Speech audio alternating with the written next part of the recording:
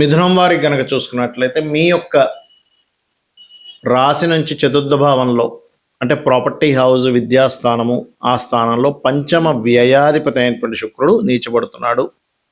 మరి ఈ నీచబడుతున్నటువంటి గ్రహం మూలంగా మీకు కలిగే ఫలితాలు ఏమిటి? దాని మీద కుజుడు దృష్టి కూడా ఉంది. రాశిలో కుజుడు వచ్చి కూర్చున్నాడు.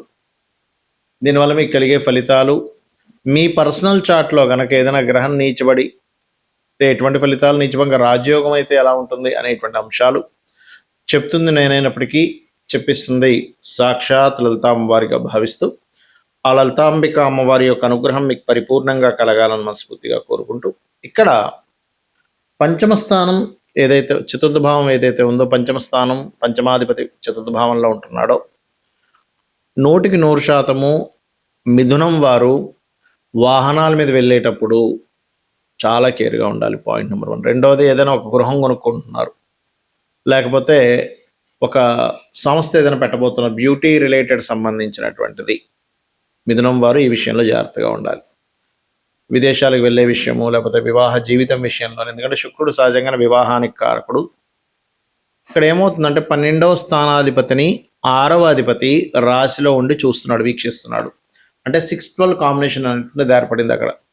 కాబట్టి ఏమవుతుంటుందంటే సమ్ టైమ్స్ మీ వివాహ జీవితం మీ యొక్క ఇంట్లో ఉండే వాళ్ళు ఎవరైతే ఉంటారో, తల్లి వరుస వారు, పిన్ని వరుస వారు, లేకపోతే అత్తగారు వరుస వాళ్ళు, వీళ్ళ మూలంగా కూడా ఒక్కోసారి దెబ్బతింటుంది, గుర్తుపెట్టుకోండి. కాబట్టి ఈ విషయంలో జాగ్రత్తగా ఉండండి. మరి ఈ గ్రహాలు ఇలా ఉన్నప్పుడు ఏదైనా ఒక మంచి కూడా చేయాలి కదా అంటే, కొంతమంది పిహెచ్డీస్ చేస్తూ ఉంటారు, రీసెర్చ్ చేయడము, లేకపోతే ఒక డయాగ్నోజ్ అవ్వడం, ఒక విషయం, అమ్మయ్య ఈ విషయం డయాగ్నోజ్ అవ్వడం వల్ల మనకి మంచి విషయం తెలిసిందనే విషయంలో కొంత హ్యాపీగా ఉండడం.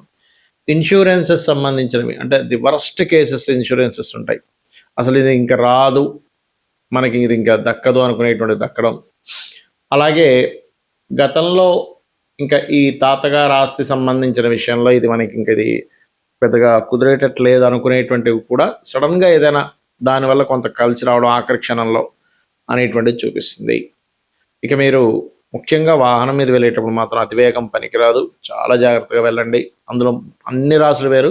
ఈ కన్యా రాశి వారికి ఎందుకంటే చతుర్థంలో శుక్రుడు, కన్యా అంటున్నా మిథున రాశి వారికి ఎందుకంటే కన్యా రాశిలో శుక్రుడు ఉన్నాడుగా, సో మిథునం వారికి చతుర్థంలో శుక్రుడు కన్యలో ఉన్నందుకు దాని మీద కుజుడు దృష్టి ఉన్నందుకు ఈ విషయంలో చాలా జాగ్రత్తగా ఉండండి. లలితా సహస్రనామాలు ఎక్కువగా చేస్తూ ఉండండి.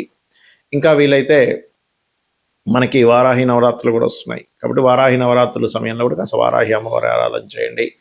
లక్ష్మీ నరసింహస్వామి యొక్క అష్టోత్తరం చదువుకోండి, అన్ని విధాలు బాగుంటుంది.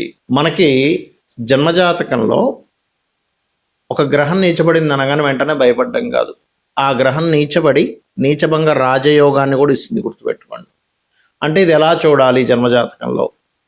ఉదాహరణకి ఒక్కొక్క గ్రహానికి ఒక్కొక్క స్థానం నీచ స్థానంగా చెప్పారు, అదే గ్రహానికి ఆపోజిట్ సైన్లో ఉచ్చ స్థానంగా చెప్పారు. అంటే ఎలా అంటే ఇప్పుడు రవి ఉన్నాడు అనుకోండి, రవి తులలో నీచ, కానీ ఎగ్జాక్ట్లీ 7th హౌస్ మేషంలో ఉచ్చస్థానం, అందులో మళ్ళీ పరమోచ్చ స్థానము అనేటువంటి కొన్ని డిగ్రీలు కూడా చెప్పారు. అయితే ఇక్కడ చంద్రుడు వృషభంలో ఉచ్చైతే వృశ్చికంలో నీచ, శుక్రుడు మీనంలో ఉచ్చస్థానం అయితే కన్యా రాశిలో నీచ, అదే బుధుడికి కన్యా రాశిలో ఉచ్చైతే నీచస్థానం అనేటువంటి మీనం అవుతుంది. మరియు ఈ శనికి చూడండి అన్ని రవిశనులకి రెండింటికి ఆపోజిట్ అవుతుంది. చూడండి మేషంలో నీచ అయితే అక్కడ రవికి ఉచ్చయింది కదా, మేషంలో నీచ అయితే శనికి తులారాశిలో ఉచ్చస్థానం అవుతుంది. అదే రకంగా గురువుకి కర్కాటకంలో ఉచ్చస్థానం అయితే మకరంలో నీచ. అంటే ఏమీ లేదు, ఇక్కడ ఆ నీచ స్థానాలకి కారకత్వాలకి మీరు కనుక కరెక్ట్గా అర్థం చేసుకుంటే, గురువు అంటే టీచర్, విద్యాస్థానంలో ఉచ్చ పొందుతాడు. అంటే టీచర్ ఎప్పుడు కూడా స్టూడెంట్స్కి నేర్పే విషయంలోనే, విద్యా సంబంధించిన విషయంలో ఎంత విద్య నేర్చుకుంటుంటే అంత గొప్ప గురువు అవుతాడని అర్థం. మరి ఇక్కడ ఈ గురువు అదే గురువు కనుక మకర స్థానంలోకి వెళ్ళినప్పుడు అదొక వృత్తిగా తీసుకొని అనుకుంటుంటే మాత్రం అక్కడ అంటే ఆయన ఏదో ఒక ప్రొఫెషన్గా తీసుకుంటున్నాను, నాకు గురుత్వ సంబంధించిన లక్షణాలు కాదు, అవన్నీ కాదు అని అనుకుంటుంటే అతని యొక్క ఇది తగ్గుతూ ఉంటుంది. ఆ రకంగా ఒక్కొక్క గ్రహానికి అంటే రాహుకేతులకి వృషభము అండ్ వృశ్చికం అవుతాయి ఉచ్చ స్థానాలు, అదే రివర్స్ అయితే నీచ స్థానాలు అవుతాయి. కుజుడికి మళ్ళీ అగైన్ కుజుడికి కర్కాటకం నీచ, మకరం ఉచ్చ. అయితే ఇక్కడ ఎప్పుడు కూడా మీ జన్మజాతకంలో మీకు 12 లగ్నాల్లో అంటే మేషం నుంచి మీనం వరకు ఉండే లగ్నాల్లో ఏ లగ్నం అయిందో ముందు చూసుకొని, ఒక గ్రహం నీచబడింది, ఫైన్, నీచబడింది. ఆ యొక్క మహాదశలు అంతర్దశలు వచ్చినప్పుడు కొంత ఇబ్బందికరంగా, కొంత స్ట్రెస్ఫుల్గా ఉంటుంది. రైట్. కానీ అదే గ్రహం కనుక నీచబడి నీచభంగ రాజయోగం ఏర్పడింది అనుకోండి. ఎలా ఏర్పడుతుంది నీచభంగ రాజయోగం? ఆ గ్రహాన్ని, అంటే నీచబడ్డ గ్రహాన్ని ఇంకొక నీచబడ్డ గ్రహం చూసినా నీచభంగ రాజయోగం. ఆ నీచబడ్డ గ్రహాన్ని ఇంకో ఉచ్చగ్రహం చూసినా నీచభంగ రాజయోగం. ఆ నీచబడ్డ గ్రహం ఏ రాశిలో అయితే ఉందో ఆ రాశ్యాధిపతితో కలిసి ఉన్నా వీక్షిస్తున్నా నీచభంగ రాజయోగం. ఆ రాశి అధిపతి వెళ్ళి ఉచ్చస్థానంలో ఉన్న ఏ రాశిలో అయితే నీచబడిందో ఆ రాశ్యాధిపతి వెళ్ళి ఉచ్చస్థానంలో ఉన్న, ఇలాగా కొన్ని సమ్ ఫార్ములా చెప్పారు ఆస్ట్రాలజీలో, జ్యోతిష్ శాస్త్రంలో. అయితే ఇక్కడ ఎప్పుడైతే ఇలా నీచబడ్డ రాజయోగం జరిగిందో అప్పుడు ఏమవుతుందంటే వాళ్ళకి బ్యాడ్ అవ్వాల్సింది కాస్త కంప్లీట్ గుడ్. కొంతమంది చెప్తుంటారు చూసారా, అసలు తన దశ తిరిగిపోయిందండి, టైం మారిపోయిందండి. ఇవన్నీ నీచభంగ రాజయోగాలు ఆర్ విపరీత రాజయోగాలు. అంటే 6, 8, 12 లాట్స్, 6, 8, 12 కాంబినేషన్స్లో ఉంటాయి. దట్ ఈస్ విపరీత రాజయోగం. దానికి బోల్డ్ అంత మళ్ళీ లెక్కలు ఉంటాయి. ఇప్పుడు నీచభంగ రాజయోగం అని చెప్పాము. ఆ నీచభంగ రాజయోగం కనుక పాపకత్తిరిలో ఉంటే పెద్దగా యోగించదు. ఉంటుందంటే పెద్ద ల్యాండ్ ఉందండి, మా నాన్నగారిది 100 ఎకరాలు ఉంది, కానీ అది కబ్జాలో ఉంది. అలా ఉంటాయి పరిస్థితులు.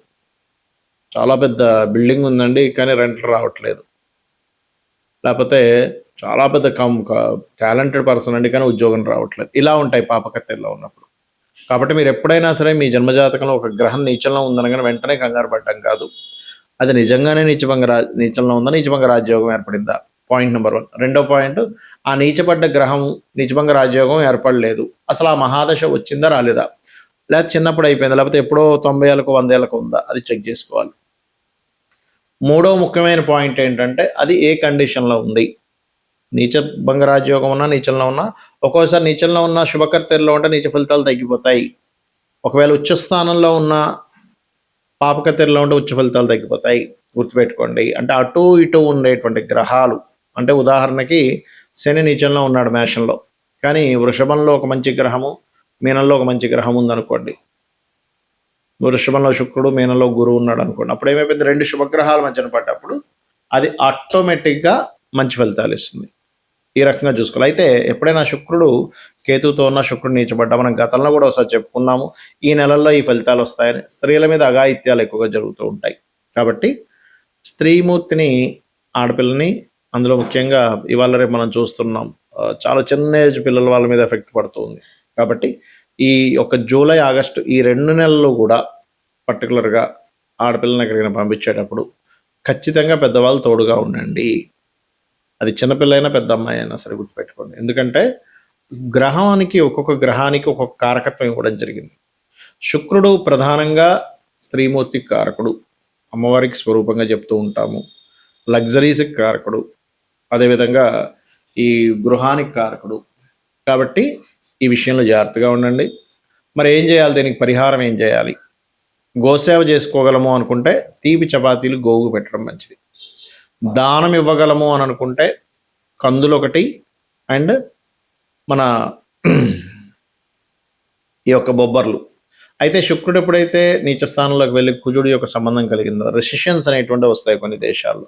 శుక్రుడు ధనానికి కారకుడు, అయినటువంటి శుక్రుడు నీచ స్థానంలో ఉంటూ కుజుడు ఎప్పుడైతే వీక్షిస్తున్నాడో, బయట చాలా కంట్రీస్లో, మంచి పెద్ద పెద్ద కంట్రీస్ అనుకునేటువంటి కంట్రీస్లో రెసిషన్ అనేటువంటిది రానుంది. గుర్తుపెట్టుకోండి, ఇది చాలా చాలా జాగ్రత్తగా ఉండాలి.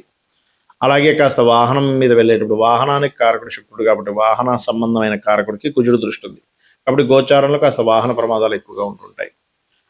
కావున మీరు వాహనం మీద వెళ్ళేటప్పుడు మీ పర్సనల్ చార్ట్లో కనుక 4-8 కాంబినేషన్ వచ్చింది, ఆ 4-8 కాంబినేషన్ పాడైంది. 4-8 కాంబినేషన్ ఉంటే వేరు, మళ్ళీ బాగుంటే తాతగారు ఆస్తి వస్తుంది ఈ జాతకుడికి, కానీ బాగోకపోతే యాక్సిడెంట్ యోగాన్ని ఇస్తుంది.